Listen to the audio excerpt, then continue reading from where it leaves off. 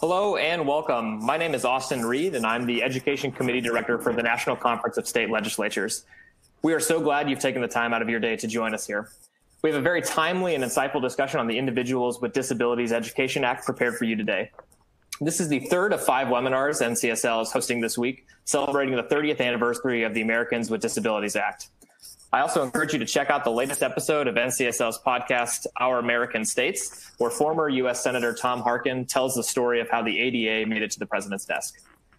When we first started planning today's event, we intended this to be a celebration and examination of IDA's important history, and during which we discuss current issues and anticipate what's next for the law should it be reauthorized by Congress. But we still plan to address this, but recognize that the extent to which schools are open this fall is the biggest question facing the American education system. School reopening will profoundly affect students with disabilities, and we know that you all have many outstanding questions on this matter. So for our conversation today, we intend to spend a great deal of time talking about how the pandemic has affected special education and the implementation of IDEA. But before we start, I have a couple housekeeping notes to help you make the most of this virtual experience. We have an audience chat box that you're encouraged to use, and we've set aside time later in the webinar to respond to audience questions. Additionally, a video recording of this event will be made available on NCSL's website as soon as it is available to us. We have an outstanding lineup of speakers for you today. So without further ado, I'd like to get to our introductions. Our first guest is Lindsay E. Jones, who is the president and CEO of the National Center for Learning Disabilities. Lindsay has been with NCLD for over 5 years and previously served as NCLD's vice president. In that role, she designed and implemented NCLD's legislative strategy in Washington, D.C. Before joining NCLD, Lindsay was the Senior Director for Policy and Advocacy for the Council for Exceptional Children, where she led their federal legislative advocacy and worked with dedicated educator advocates across the country. Prior to her national policy work, she was a partner with the law firm of Gust Rosenfeld in Phoenix. As a practicing attorney, she advised schools and families on special education compliance and litigation.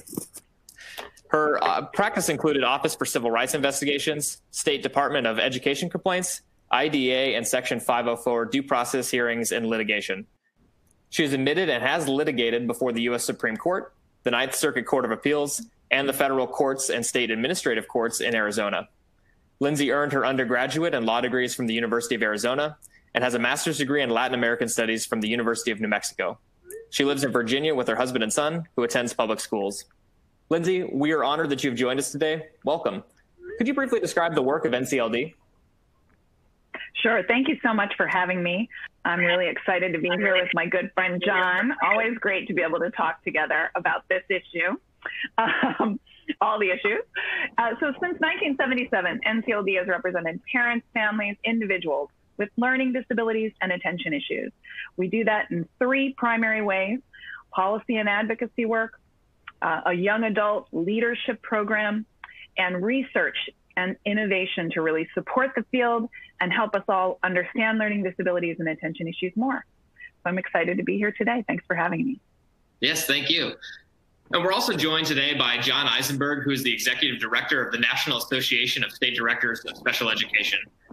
Before this role, Mr. Eisenberg worked in the Office of Special Education and Student Services at the Virginia Department of Education for over 15 years. 7 of those he spent as the State Director of Special Education. Throughout his career in special education, he worked in a variety of other roles, including the director of the Virginia Deaf-Blind Project, technical assistance specialist with the National Technical Assistance Consortium for Deaf Blindness, and as a classroom teacher for students with developmental disabilities and deaf blindness. Mr. Eisenberg proudly served on the NASDSE Board of Directors for over 4 years and became its president in 2015. Mr. Eisenberg earned his MED in severe disabilities from Hunter College at the City University of New York and his BA from the New York University. He's also a proud graduate of the Virginia LEND program from Virginia Commonwealth University. He comes from a family of teachers and special educators and is very passionate about improving educational outcomes of children and families across the United States. John, thank you so much for joining us today and welcome. Could you briefly describe the work that you do for the National Association of State Directors of Special Education? Absolutely. Thank you, Austin. And it's a pleasure to be here and pleasure to be with my good friend, Lindsay. And I'm here to represent the National Association of State Directors of Special Education. And believe it or not, we started in 1938, where 4 folks who were in education departments started to talk about individuals with disabilities. They got together and formed this organization, and almost 90 years later, here we are. Our organization represents all the state directors of special education and all the state departments of education and all the U.S. territories, the U.S. States and territories. And we also help represent their staff. We do a variety of things, from provide them technical assistance and training to increase their capacity. And we do a lot of work and advocacy on the Hill to really promote positive outcomes for students with disabilities. So it's a pleasure to be here, and I enjoy I'm looking forward to our conversation. Yes, thank you very much. I think between Lindsay and John, we couldn't have two better experts on this very important conversation. So to give you a quick overview of our discussion today, our first three questions will address IDEA's history and its accomplishments. And then we're going to transition to how the school closures in the spring semester affected students with disabilities, and then have a conversation about how schools can best serve these students this fall. We have clearly a lot to discuss today, so let's go ahead and get started. As we commemorate IDEA's 45th anniversary, John, what do you think are the most significant achievements of this law? Well, I would say there's probably about 6 big buckets that I would say. First and foremost it is the law that created disability civil rights for students in public schools, and it has been the cornerstone of my work, but it really helped create dignity and value for persons with disabilities who wanted to attend public schools. It allowed individuals to have self-advocacy. It really transformed for the first time how we were going to teach and where we were going to teach students with disabilities. It established pretty stringent federal protections for students and their families, and created the ability for those individuals to enter into a dispute process. It also created for the first time the ability of those students who got a public education to think about a career, to think about participating in their community, to have positive relationships, to really build their sense of independence and what I call a life like ours, to have a high quality of life. It really helped to move us from the 70s, early 60s, 70s, and 80s, from a segregated sort of mindset to more of a inclusive mindset, where we wanted to make sure that students with disabilities are educated with their non-disabled peers in the same buildings and in the same classrooms. It really also helped create a sense of accountability at the federal, state, and local level, where we were required to collect data on both compliance and outcomes. And over the last, say, 10, 15 years, we've shifted more to an outcomes approach, where we really wanted to say, yes, it's great you met your particular timelines, but so what? Did you achieve? Have you made progress in academics, behavioral goals, communication goals, and transition? It's also really helped create a close relationship between local schools, the states, and the federal government with parents. We created lots of parent training. It has parent choice and input, and it allowed parents to have advocacy really for the first time in public education for individuals with disabilities. IDEA also helped, at least from our perspective, create a whole set of research opportunities. It's created a whole series of literature and training on what works and what doesn't for students with disabilities. It's taught us how to teach. It's created new professions like applied behavior analysis. It's created the whole new profession of special education teachers. It helped us create better ways at treating medical and instructional needs of kids. And one of the more important things that I'm passionate about is creating technologies to allow our students to access the regular education curriculum. So those are what I think, from my perspective, seem to have been the most significant achievements. But really the most important was disability civil rights and creating a life like ours for our kids. Great. Thank you so much for that very comprehensive overview. Lindsay and John alluded to this a second ago, speaking about our increased focus on outcomes. Have there been any major changes to IDEA during its history that you think have been particularly impactful? Yeah, absolutely. I mean, there's been many, many changes, but I'll focus on just 3. And maybe I'll start with outcomes first, which I'm sure we'll talk a lot about today. As John mentioned, initially, the goal of the law was really to get kids into the buildings, right? Prior to 1971, in several states, it was illegal for special education, for kids with disabilities to attend public school. So state laws were challenged by parents and educators and others, and ultimately the Supreme Court ruled that all children could be educated in public schools, and then that was the birth of IDEA. So it really focused initially on access, and as John described, over the years, access has meant how do we ensure our students really achieve better outcomes in all of those areas. So there have been many, many changes. We still need to do more, but a lot of areas in the law to try to ensure that kids are reaching academic standards. The second area is around what we call significant disproportionality.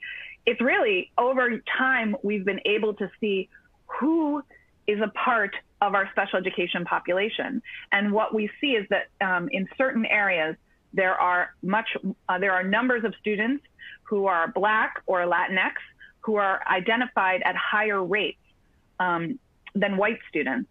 They're also disciplined at much higher rates than white students.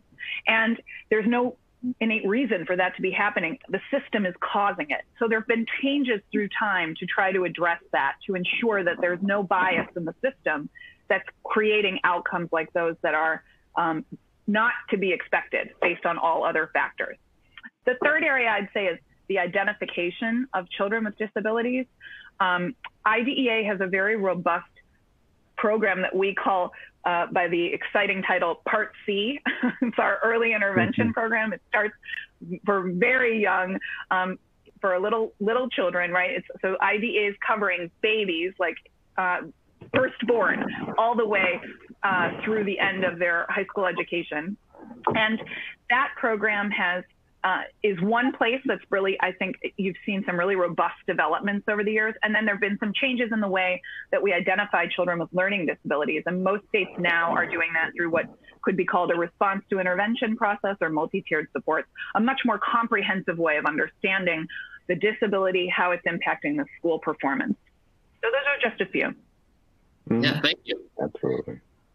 And John, you alluded to this a second ago. We were about to talk about the principle of inclusion. You said same buildings, same classrooms. And this principle of inclusion is considered canon in special education. And it can be summed up, as you put it, or in other ways, that a child should attend the school they would attend if they were not disabled.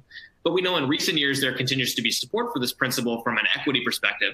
But there have been some considerations that students with the most severe disabilities could benefit from a service delivery system that allows for options that are provided either in their school or in maybe another context. So John and Lindsay, and I'll start with John, can you offer perspectives on the principle of inclusion and the state of its implementation in schools? Yeah, thank you. That's a great question. Really, the concept in IDA is under the term least restrictive environment, and it really means what it says is, again, the starting point for every student with a disability should really be their home school, where their brothers and sisters go to school, in their neighborhood school, and in the same classrooms as their non-disabled peers.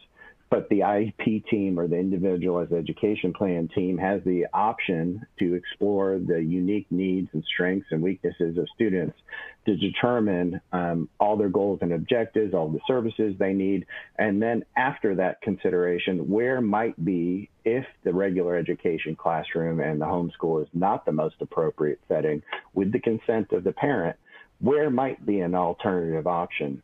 But what I think is working is, since I joined the field in 1994, there has been a seismic shift. And if you look at our national data now through OSEP and a lot of the reports that states have to provide, what you see in the child count data is the vast majority of students with disabilities spend 80% or more of their day in the regular class with their non-disabled peers, which is a huge win. We're still not there completely in terms of every kid, but I think that has been a huge seismic shift. We've seen the concepts of co-teaching and inclusion happen way more, and the vast majority of our special ed teachers now work jointly with their regular ed peers to help support students who are placed in their traditional regular ed classrooms, and they're getting lots of training in that sort of realm. The special ed teachers are. Lots of our kids who attend their local schools are included in school events, culture, social life, clubs, dances, sports, etc. And really the general practice and understanding of how to better support students with the most significant disabilities has begun to happen. So students with more significant autism or intellectual disabilities for a long time were often served in pretty segregated environments, or not even in local public schools, but in private day or private residential programs. That's shifting, that is the piece that I've been most excited about, because that's the population of kids that I started my career with. It's not perfect, we're getting better. And so those are the areas that I think are working. In my opinion, there's a couple things that need to be done to help improve that particular concept of LRE for all kids. And I found throughout my career, and as I talk to my peers, more and more regular education professionals, both the teachers and administrators, don't get a lot of training in special education when they go through their programs. So I think more and more we need to push in our preparation programs for administrators and teachers that if you're going to support kids with disabilities, you need to have some training and background on how to work with our students. I think we've got to really change how we fund special education in many places, because still on the books from the 60s, 70s, and 80s, there's still some perverse funding incentives that really push some kids into more segregated options. And we really need to examine that, and state and local legislatures really need to, the state legislatures and federal legislation needs to take a hard look at that. And I think we have to continue to hold schools and states more accountable to outcomes for kids. Again, just because you have been in compliance with the IDA for paperwork doesn't mean that kids are learning and progressing, and we still have pretty significant achievement gaps from students with disabilities compared to their non-disabled peers, and in almost every category and every metric of outcomes. So we've got to close those outcome gaps and achievement gaps. And then I think we have to continue and incentivize creative models, especially to support kids with more significant disabilities, to make sure that they can participate in the communities of their choice and where their brothers and sisters go to school. So additional funding that needs to happen. And one of the big things is the federal government needs to live up to its original promise of fully funding IDA at 40% of the cost of special ed. And I think on its best year, we were at 17%, but traditionally it's been at 12 to 14%. So that's my perspective. Lindsay, what more can you offer us perspective in terms of inclusion and how it's in current issues and related issues in schools right now? Yeah, that was a great answer. I completely agree with everything John said. I'd highlight just a couple things. First, the research around inclusion and the benefits that it has is rock solid. I mean, there's no question that children do better in inclusive environments, all children with disabilities and children without. So I just think it's important to understand that that is why the field went in this direction, and it has to such a degree. I also would say that the other part of that is so challenging right now is, as John mentioned, 80% or 100% of students with disabilities spend at least 80% of their day in a general education environment. For those students with invisible disabilities, reading disabilities, learning disabilities, any type of attention issue, they're spending 100% of their day, and they are with a general education teacher almost all of that day. And we, as John pointed out, we really need, and this is a place where state legislatures hold all the cards. They have all of the leverage here because they govern all the rules around credentialing teachers. We've got to make sure that our general education teachers know how to serve students with disabilities. Most schools of education offer only one class. In special education, it's one semester. It covers every type of disability, every different possible thing. It's a huge task. So I would just wanted to echo that, you know, that area is a place where we really need to see some innovation as we look forward. Absolutely. Lindsay, let's stay with you. We know that IDEA was last updated in 2004, which was a considerable amount of time ago. Can you describe the current state of the law and anticipate any changes that would be made should authorization be seriously considered by Congress? And are there any changes that NCLD would recommend? Sure. So first, we don't anticipate the law being reauthorized anytime soon, of course, the political environment being what it is. And I don't know that NCLD would support it right now. Right. And we've got a lot with the pandemic. So we're really focused on that. But what I'd say is that there are changes that are needed to IDEA as we move ahead. And we've talked about a couple of those here today. I will point out just a few. I think, first of all, this idea that general educators are such a critical part of this legislation now. We have to be really understanding how IDEA can be helping more educators than just those who are special educators because of the way that the environments are for our children and inclusion.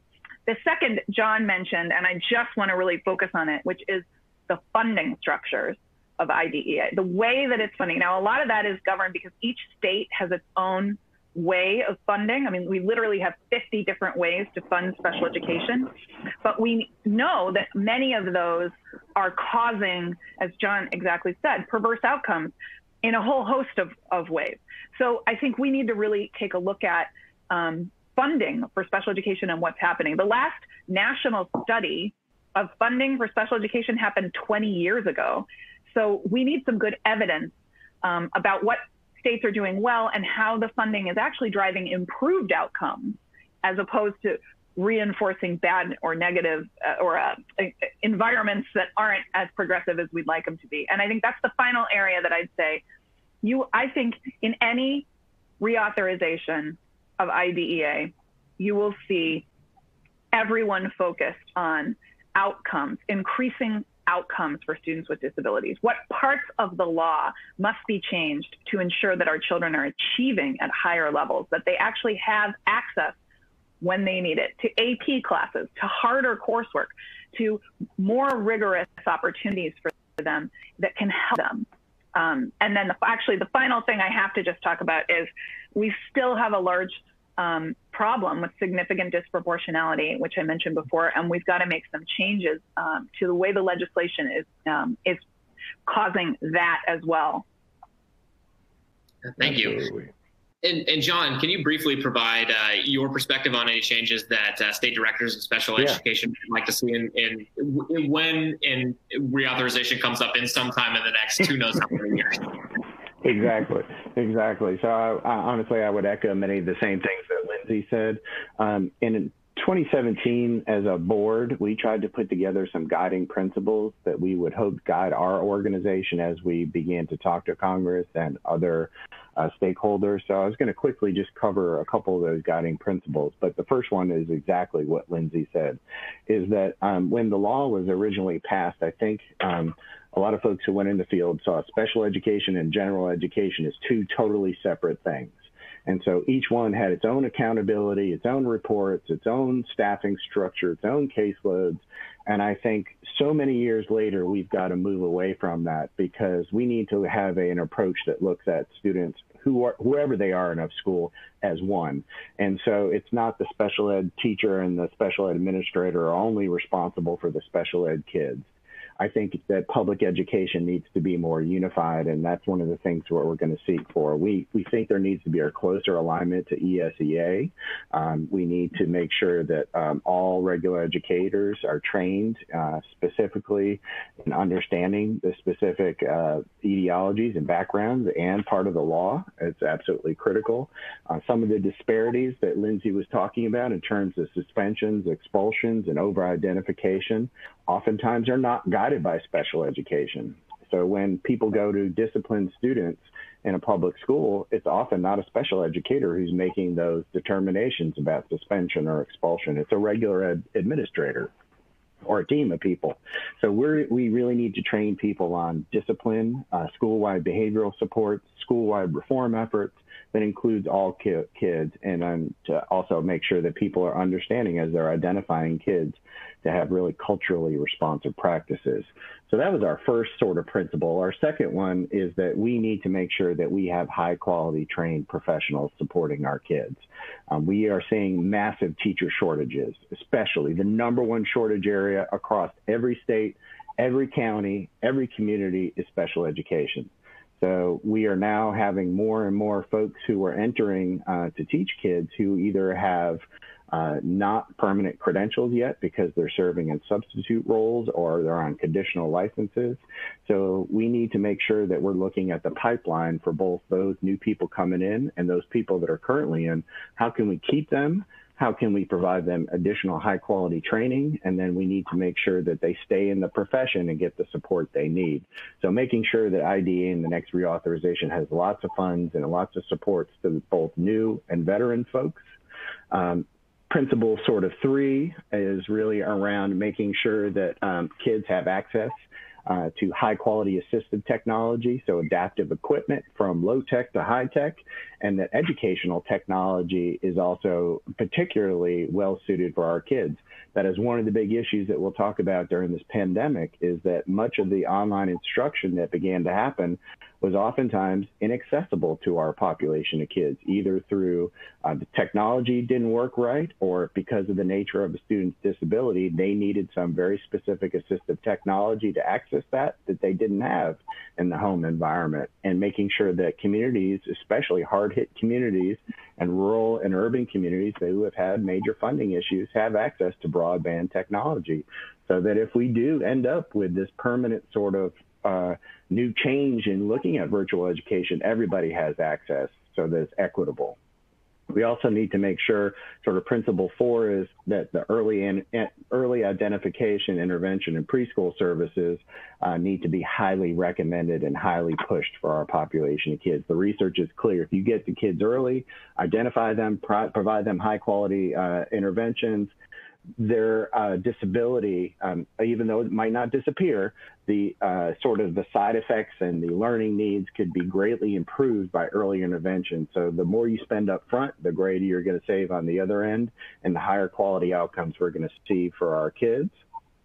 Our fifth principle was making sure that ed leaders promote a positive school climate and culture. And that has really changed over the last couple of years, is that because the changing demographic nature of our public schools, for both students of color, students of poverty, students with disabilities, students with more significant disabilities, we need to make sure that everybody has got high quality school-wide reform efforts around making sure that kids feel safe, healthy, and nurtured and have their needs met in all public schools. And that would be more closely aligned to ESEA also. Our sort of sixth principle is to make sure that authentic stakeholder engagement happens during the reauthorization. We need to make sure everybody is at the table during the next reauthorization. The last reauthorization was hell on earth trying to get that thing passed. Everybody has very disparate opinions, but everybody's voice that needs to be at the table. And more especially, for the first time, we need to have students with disabilities at the table telling us about their experiences and what they want to see out of their education moving forward. And then sort of the last sort of principle is to make sure that we are doing high quality connections to all the agencies. So supporting kids with disabilities it really is a huge effort. There are so many professionals involved and so many agencies involved, from early intervention to transition to social workers to speech therapists to teachers to parents to community groups to help feed kids, doctors, lawyers. Everybody needs to really have a high quality system of communication, and to make sure that all levels of coordination are happening more uniformly, and that's not the case in many, many places. So those were really, even though they're not specifics, we sort of came up with some seven guiding principles that we are going to try to at least push for and work with our other stakeholders when reauthorization conversations happen. And again, like Lindsay, I don't think it's happening anytime soon, but when it does, I think everybody's going to be ready to see some big changes for the positive, because the world has changed since 2004, since the last time it was reauthorized. Well, thank you both for giving us a great overview of where IDA was at before the pandemic. Obviously, the world has changed significantly since 2004, but we also know the world has changed significantly since March, and that IDA is operating in very uncharted waters. So we really want to transition our conversation now into how the pandemic affected special education in the spring, and then transition to how it's going to play into school reopening here in a matter of weeks. John, let's start with you. In 1 to 2 minutes, and that's a lot to ask, can you describe how school spring semester impacted educational opportunity for students with disabilities? Yeah, it came out of like a bolt in the blue for us. Nobody was prepared for this pandemic. There was no sort of policies, practices, procedures. We haven't had much federal guidance. It's really thrown IDEA for a loop because there are so many things that are based on being in a physical building.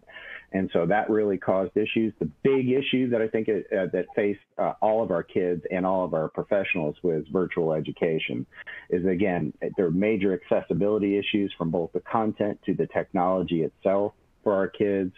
Most of our special ed teachers were never trained on how to do virtual instruction or use, or even, and we're not even sure if they all had the technology or even the hardware and software to be able to do this. There's very little best practice research on how to teach kids with disabilities in an online environments. We had major equity issues from kids in certain communities that did not have broadband access or even have laptops or computers or the ability to access information. And then we had huge issues with students with significant disabilities being able to access a lot of information. And then probably the hardest hit were parents, is that they had to learn very quickly how to educate their students while they were at home.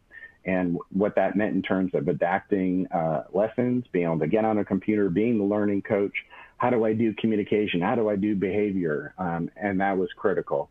The other one is we're most worried about kids in terms of the regression and loss based upon their individual needs. So we're worried about their communication, behavior, social skills, and academic losses during this time, because we know that the level of instruction has not been at the level they need in order to be progressing on their IEP goals and objectives. And then probably the other big issue is we know a lot of our kids are going to have some pretty significant trauma and social emotional issues during this period of time. And I think it's created that for both teachers, parents, administrators, and myself. I think my hair turned about fewer shades of gray during this period of time. So those are, I think, the biggest challenges, because everybody has questions and there's not a lot of answers. And everybody's been trying to do the best they possibly could with the available resources. But a lot of change needs to happen real quick if we're going to continue on this path. Thanks for that summary, John. And Lindsay, I'd be curious of your just brief assessment of how the spring went, but also curious if you could give us a perspective on the federal conversation on IDEA during the spring semester. You know, from it seemed like the conversation, the dynamic was that many schools and states were looking for the federal government to provide guidance because IDEA is a federal law. So what guidance and support did the U.S. Department of Education offer to states and districts? Yeah. So pretty much every school district in the nation shut down in the middle of March within a matter of a week, as John mentioned. And the only guidance that existed prior to that time was really around where natural disasters had occurred. H1N1, there was some of that guidance. So we did see the department very quickly in that middle of March issue some guidance to schools and districts that was a compilation of some of these policies that had been out. But as John mentioned, I think schools and districts were incredibly perplexed about how to do this. There isn't a great research base for how to provide online or virtual education to any student, really, but definitely to those with disabilities. Unfortunately, at the beginning of the conversation, we saw some big districts sort of throw up their hands and say, oh my gosh, we can't do it. We won't be able to do it. We'll just have to educate other kids. And now we can't educate any kid if we have to follow IDEA. So the discussion, I think, started in a really kind of a negative place, as opposed to like, we're all in this together, let's just get it done. We saw a strong statement from the Secretary of Education basically saying that, and that was the next piece of federal guidance that came out that provided clear direction that IDEA was still in place, but didn't provide a lot of the detailed answers that districts need and wanted to kind of feel good about moving forward. So we've seen several other pieces of guidance from the Department of Education that have addressed in somewhat general terms kind of how to continue to enforce the law. And then we've seen discussions in Congress. Congress initially asked the Department of Education to recommend whether there should be waivers of IDEA, and the department basically included very limited waivers, which my organization supported. I think you'll see the parent advocacy community very much in the camp of let's give everybody grace, but let's try to keep educating all of our kids in this. So the guidance from the department probably is something that schools and districts want more of, because it's hard, and we'll have to see what comes, especially as we start to think through how the fall will shape up for all of our schools. Yeah, absolutely. Lindsay, you alluded to this just a second ago around waivers, and I'm going to direct this question to both of you, and we'll start with John and then move to Lindsay. As schools are adjusting their education programs, do you think that any flexibilities, big or small, within IDEA would be useful for states or in school districts during this pandemic? Wow, you just touched the third rail of conversation. It's been a highly controversial topic because when you talk about waiving the civil rights of people, that gets really inflammatory real quick. I think a lot of people use that word out of context. I don't think anybody wanted a waiver from the civil rights and protections for kids. What some of the states and localities were looking for was some flexibility on some of the more technical applications of IDEA. So certain timelines, reporting things that we had to do. And that was some of the flexibility that a lot of our members were asking for. There's some very specific timelines about how long you have to identify a kid, how long you have to do an IEP, when you have to make changes. So those more technical aspects, but all our members said, absolutely, we don't want to waive IDEA in any way, shape, or form. It was, can we get some flexibility on some of those more technical things that most of the public doesn't even see or know about? And that would be my basic response to that. And Lindsay, what can you offer here? Yeah, we strongly believe we don't need to waive IDEA. Districts, we want to get districts the funding and the support they need to really enforce IDEA and use it and help our kids and get educated. And I will say that John's organization and our organization both joined together almost immediately after this happened in something called the Educating All Learners Alliance. And that is an alliance across the governor, or the chief state school officers, NASB, all sorts of organizations, and parent and advocacy organizations. And the point of it is just to start gathering great case studies of educators who are doing an incredible job during this. And if you want to learn about what those are, it's educatingalllearners.org. So I think our focus has been, let's just do everything we can to try to keep getting education to kids. Yep, agreed. I appreciate that. So in this last segment, we really talked about problems and challenges, but we know schools are soon to open back up in some capacity. So I'm hoping to orient our conversation towards solutions, or to the best guesses we have towards how to successfully reopen schools so that students with disabilities are well educated.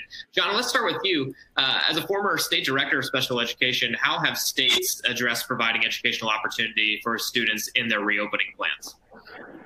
Yeah, I think there's sort of three huge big buckets that folks are looking at. The first and absolutely number one priority is health and safety of both not only students, but teachers and support professionals, is making sure, and this has been very hard because I think the general public feels this, is there's been really disparate information from a variety of different places about what are we supposed to be doing and to remain safe and protect ourselves. But I think our state education agencies, our education agencies need to make sure they have clear policies, practices, and procedures on all the COVID information to make sure that they're using all the CDC and public health recommendations.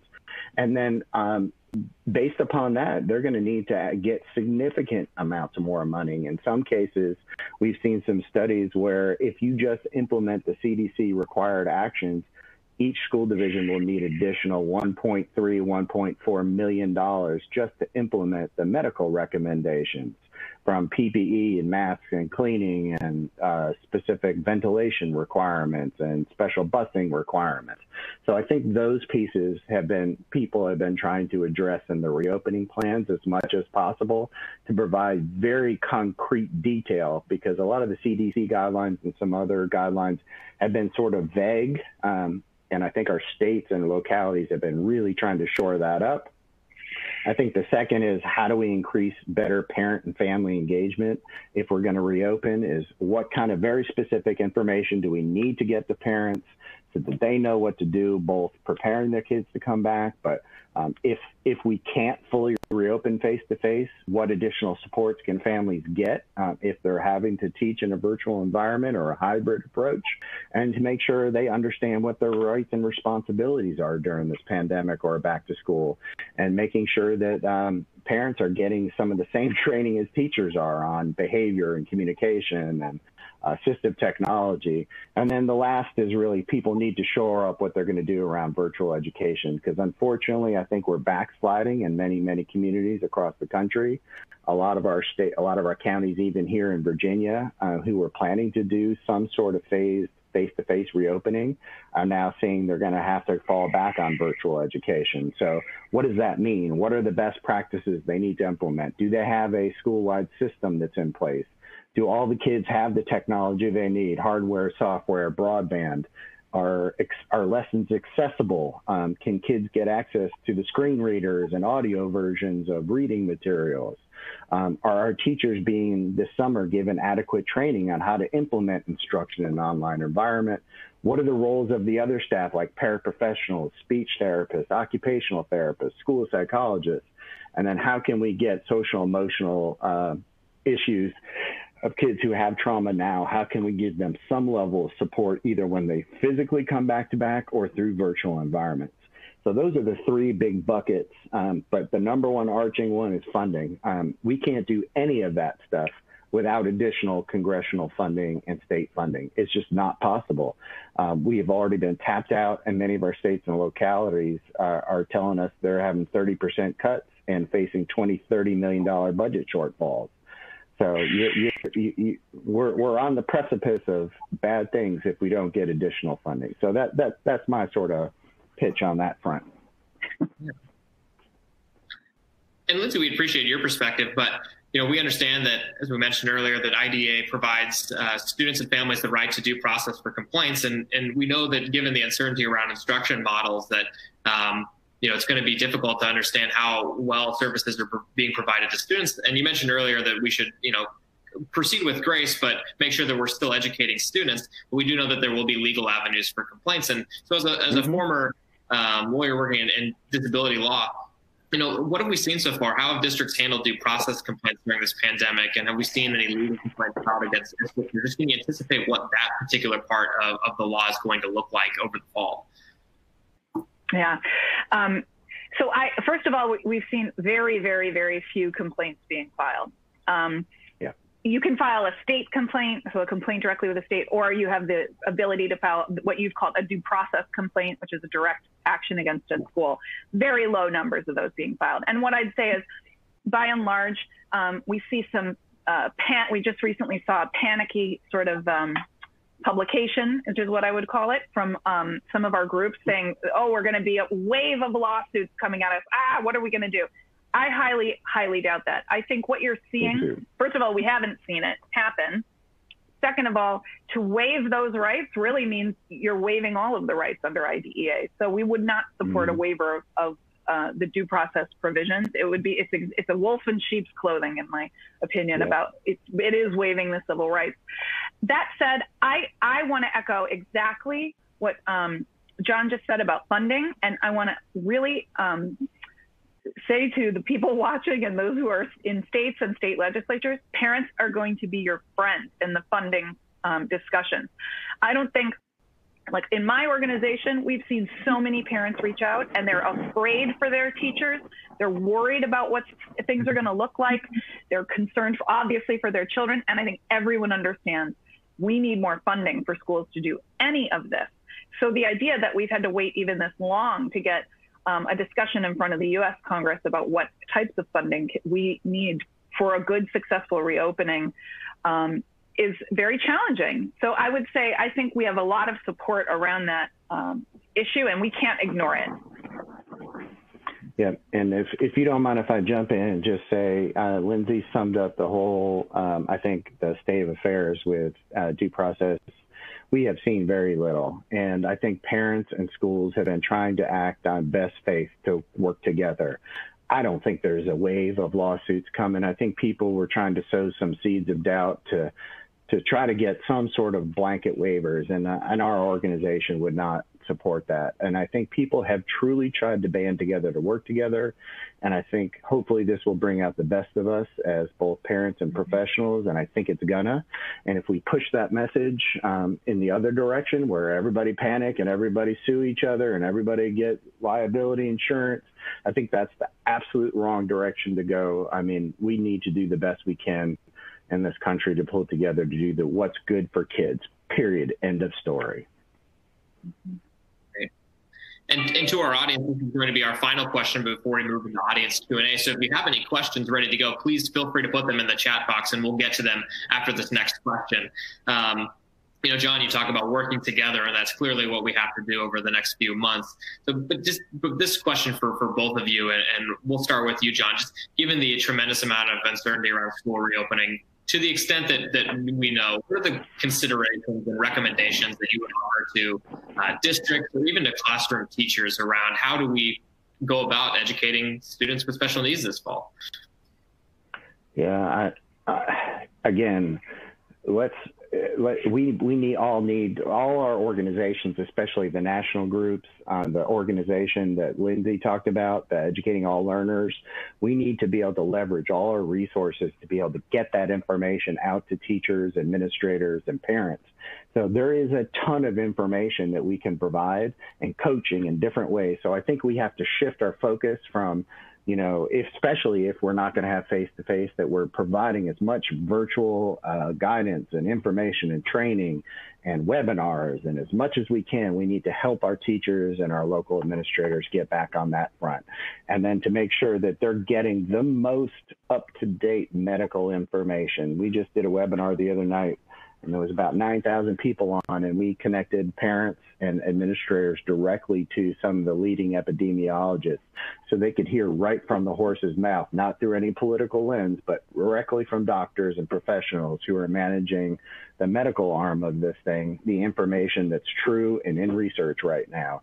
So I think that's the number one first step, is we need accurate medical information, we need plans, we need outcomes, we need funding, and then we need to begin to work together to deliver all across the United States. All our organizations need to work together to support this reopening in whatever capacity it looks like, from face-to-face to a hybrid to virtual. No matter what, learning cannot stop for kids, period.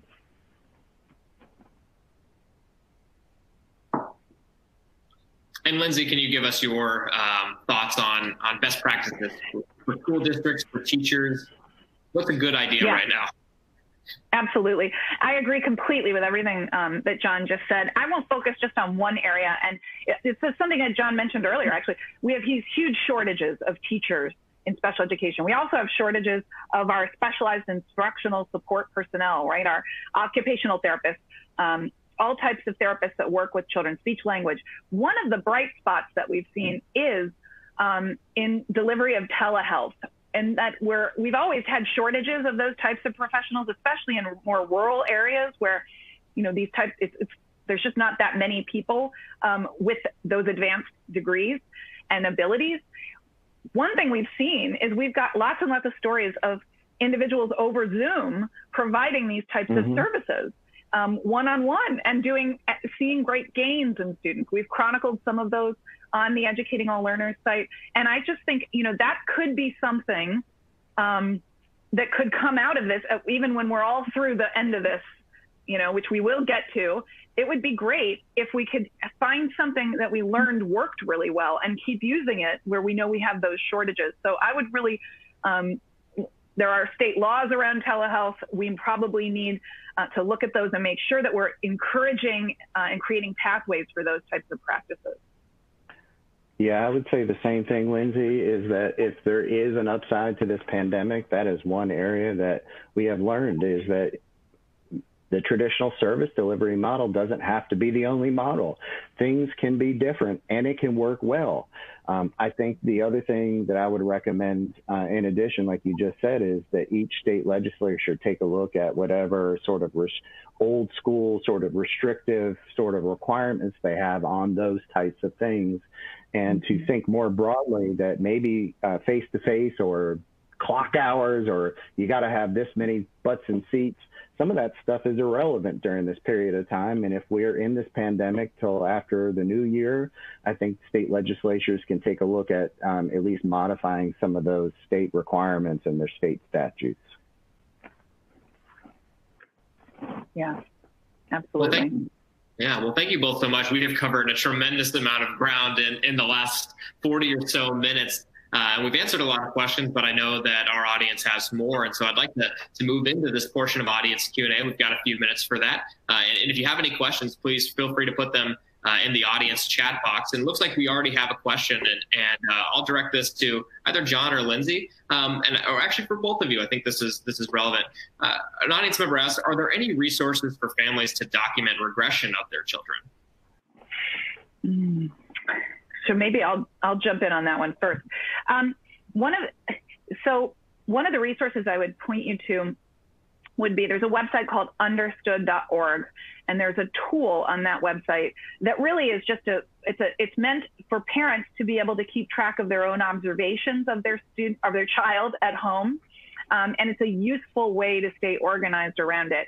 Now, the way it was built, the tool was built so that parents could help inform teachers and others on their IEP teams about what they're seeing at home, and in a very organized way. That would be one tool that I would point to, is just an easy way to kind of capture your own observations in an organized manner that can be readily presented when it's time.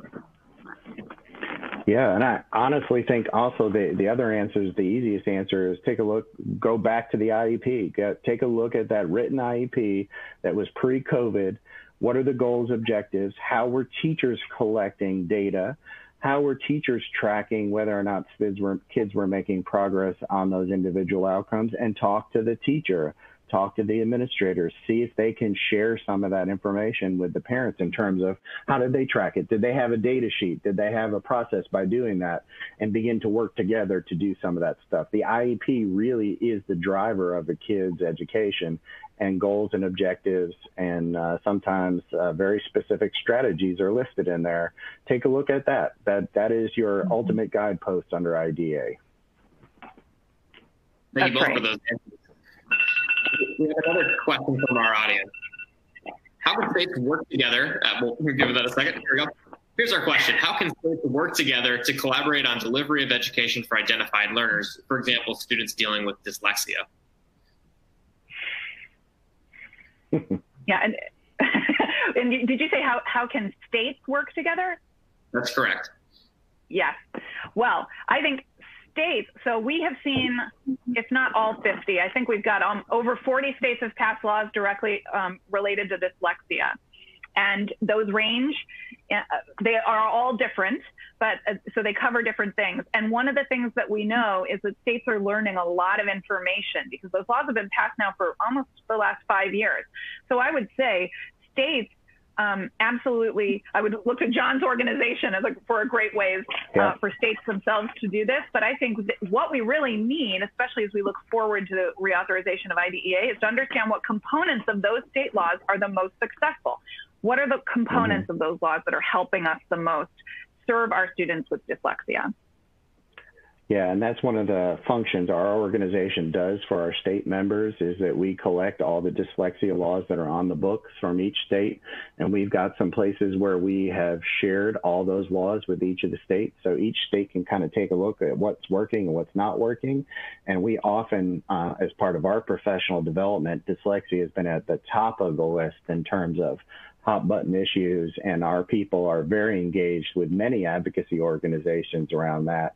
And so our folks are working together. In fact, during the crafting of many pieces of those legislation, our people reached across states to talk to each other, to try to influence or help improve some of the state legislation on dyslexia. So organizations like ours, CASE would be another one. So if there's local school divisions that need to share ideas and resources, the CASE organization, other national advocacy organizations, Decoding Dyslexia, International Association on Dyslexia, and Lindsay's organization all have great information on dyslexia. Great. I know we're coming up on the hour, but I think we can squeeze one more question in, and it's a good one. Are there suggestions for how to teach social skills during virtual learning for children with ASD? Are there any best practices? Well, in terms of best practices, I think research-based practices, not yet, but I think people are sharing ideas. I will tell you there is some incredible teacher sharing going on. There is a wide past that. The Council for Exceptional Children has a listserv going on, and they include tens of thousands of special education teachers who are sharing tips and strategies through listservs. And I've seen some amazing ideas around social skills and instruction on how to do that in a virtual environment, because everybody's been sort of figuring it out as they speak, and people are sharing. So that is one of the areas that I would say, and I couldn't tell you if it was research-based, but it's the best we got for right now. Yeah, I would say the same thing. I think this has been an incredible professional development opportunity, maybe not a wanted one, but a learn while you earn. And I think that, again, just one of the things we might be coming out of this is, you know, as John and I both talked about, IDEA has to become more outcomes focused. It's been very rigid in many ways. People have been focused on some of the compliance more than the outcomes. And we need a better balance between those both as we go forward. And these ideas that might come forward could really help us as we influence the future of special education. Yeah, we've also heard some really cool stories about people using Zoom to work on social skills with their peers and their classmates. And also we've seen applied behavior analysis professionals do Zoom, ABA, and social skills training with people. So there's some really creative, unique ways that people are doing it. But again, I don't know if it's best practice yet, but hopefully we'll get there very soon.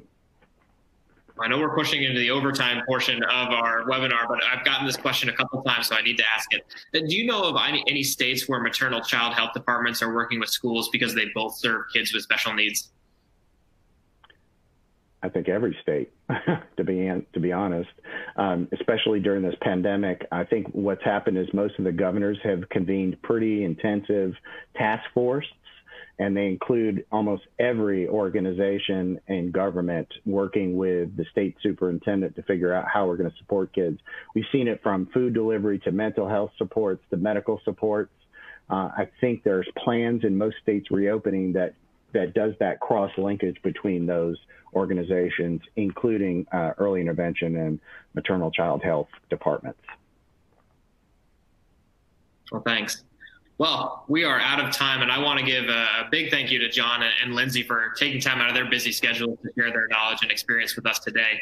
I had the privilege of being the moderator, which means I got to help shape the questions and was very excited to learn from both of you, and for myself, feel like I've learned a tremendous amount, and I hope that our audience feels the same. So thank you very much for joining us, and we hope that you have a good day.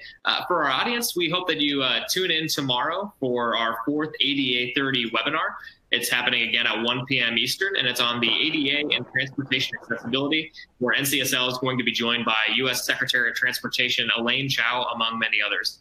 So on behalf of NCSL, I thank everybody for joining us today for this important topic and celebration of the Individuals with Disabilities Education Act. Have a great afternoon.